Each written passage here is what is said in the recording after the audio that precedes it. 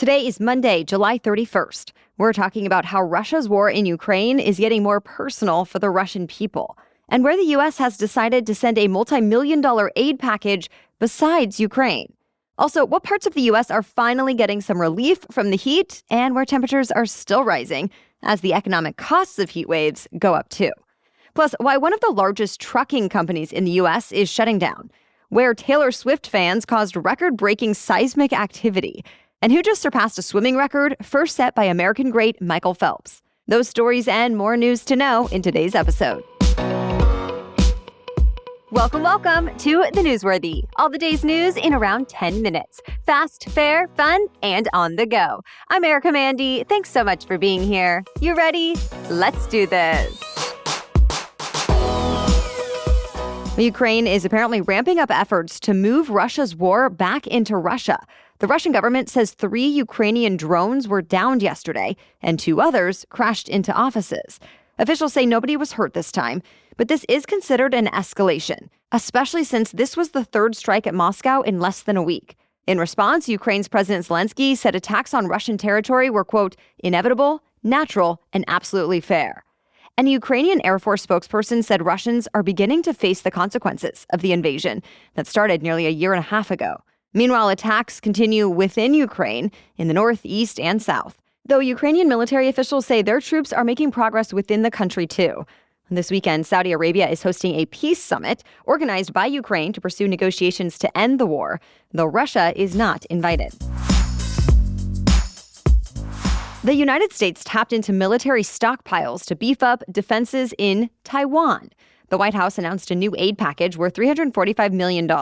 It includes defense equipment, services, and training. And with that, the Pentagon says the U.S. is committed to helping Taiwan defend itself. Remember, Taiwan is a self-governed island. But since China still claims Taiwan as part of its territory, Chinese officials were quick to criticize the U.S. aid package. One Chinese embassy spokesperson told the U.S. to, quote, stop creating new factors that could lead to tensions. But the Biden administration and allies have already raised concerns about the pace of China's military modernization.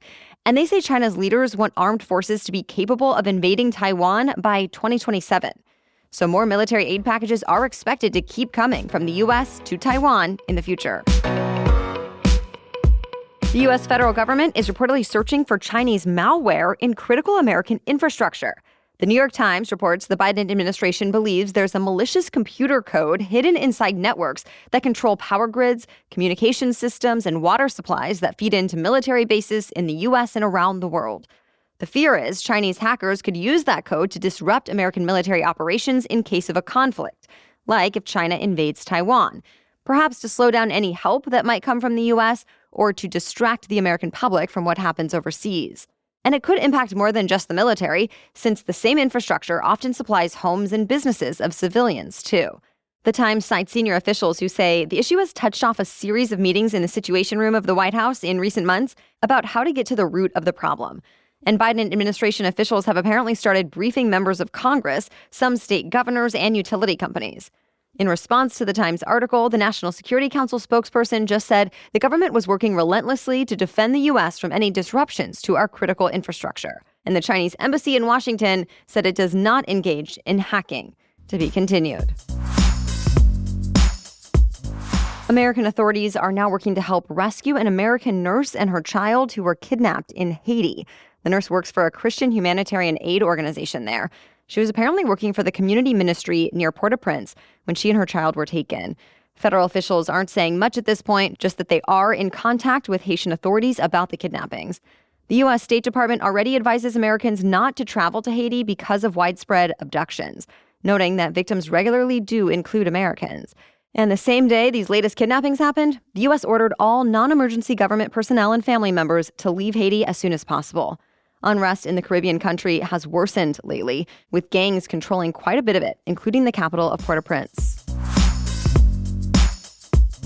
For the first time in a month, forecasters think it might not get to 110 degrees in Phoenix today. It still won't exactly be cool or really very nice. The temps are going down because of monsoon thunderstorms that could bring damaging winds and a chance of flash flooding. That said, it will give air conditioners a little bit of a break in the middle of this historic heat wave. Temperatures are also expected to go down a little in Las Vegas, Albuquerque, and even Death Valley, California, where it's been in the 120s lately. But millions of other Americans from the southern plains to southeast are still under heat alerts, with feels-like temperatures expected to reach the triple digits again today, everywhere from Texas to Florida. And with that, scientists believe July will prove to be the hottest globally on record, perhaps the warmest human civilization has ever seen. More news is still coming up, but first I want to talk about our sponsor, ZocDoc. Have you ever been on the hunt for a new doctor and you basically ask everyone you know for their recommendation? You are determined to find a doctor who actually listens to you, makes you feel comfortable, and knows what they're actually talking about. Then you finally think you found the one, only to call the office and learn this perfect doctor does not take your insurance. Cue the frustration. This is not how I like to spend my time and energy. Instead, head over to ZocDoc to find and book the doctor who is right for you and takes your insurance. Yes, ZocDoc is a free app where you can find amazing doctors and book appointments online. We're talking about booking appointments with thousands of top-rated, patient-reviewed doctors and specialists. You can filter specifically for ones who take your insurance, are located near you, and treat almost any condition you're searching for. I check ZocDoc whenever I'm looking for a new doctor or specialist, and it's easy to do. Go to ZocDoc.com/newsworthy and download the ZocDoc app for free. Then find and book a top-rated doctor today. That's ZocDoc.com/newsworthy. ZocDoc.com/newsworthy. Okay, now back to the news. Call it a swift quake. Pop star Taylor Swift's concerts in downtown Seattle last weekend shook the ground so hard they registered as roughly the equivalent of magnitude 2.3 earthquakes. Seismologists say it was likely a combination of the music from the concert's sound system and Taylor Swift's fans cheering and dancing in sync with it that caused the earth to shake. Though to be clear, a 2.3 magnitude quake is not actually big enough to cause any major damage, and scientists say it was likely only felt very close to the concert venue. Swift hasn't publicly talked about the seismic activity, but she did talk about those shows fondly, thanking Seattle for, quote, all the cheering, screaming, jumping, dancing, and singing at the top of your lungs. Well, the 2023 Primetime Emmy Awards have been postponed. Of course, it's because of the ongoing writers and actors strikes that have brought Hollywood to a halt. But this is the first time the Emmys have been delayed since September of 2001 in the wake of the 9/11 terror attacks. Variety reports the Emmys won't air on September 18th and could be rescheduled for January of 2024 instead. The hope is the strikes will be settled by then. A new date will be finalized in the next few weeks. This marks one of the biggest events to get rescheduled because of labor conflicts. Though there could be more shakeup soon. For example, Disney is reportedly thinking about delaying some of its movie releases. So stay tuned. An American trucking giant is shutting down and laying off all of its tens of thousands of employees. Yellow notified staff on Friday, marking the end of a nearly 100-year-old business that just 3 years ago was deemed so essential to the American supply chain that it got a $700 million pandemic loan from the federal government. The company had more than 12,000 trucks moving freight across the country for Walmart, Home Depot, and many other businesses. But it still had a lot of debt. And some financial analysts say the company may have been burning through as much as $10 million in cash a day. Yellow has also stalled in talks with a labor union that's been threatening a strike. So now the company has stopped taking orders for new shipments, and nearly 30,000 people have been told they'll lose their jobs. Already, many businesses say they've shifted their cargoes to Yellow's rivals, and so with that, these shouldn't be much of a disruption to the supply chain. For now, it's not clear what is going to happen to Yellow's assets. An official bankruptcy filing is expected soon. X, formerly known as Twitter, is facing some new scrutiny over a couple of accounts now allowed back on the platform. First up, a right-wing influencer who shared a screenshot from a video depicting child sex abuse. Dominic McGee posted it on the platform. That was still Twitter at the time, though he says he only posted it to draw attention to child sex trafficking. Still, McGee's account was suspended, but not before more than 3 million people viewed it and 8,000 retweeted it. Some of his nearly 600,000 followers accused Twitter of taking the account down because of political messaging and just using the child sex abuse image as an excuse. Since then, the account has been reinstated. Owner Elon Musk says any posts, though, that violated the platform's rule have been deleted. Another controversial account that just got reinstated belongs to Ye, or who used to be known as Kanye West. His account was banned almost 8 months ago after a series of offensive tweets, including one that appeared to show a symbol that combined a swastika and a Star of David. Now, as the Wall Street Journal reports, X says it's gotten reassurance that Ye won't use the platform to share any more anti-Semitic language. So far, Ye hasn't posted since his ban has been lifted.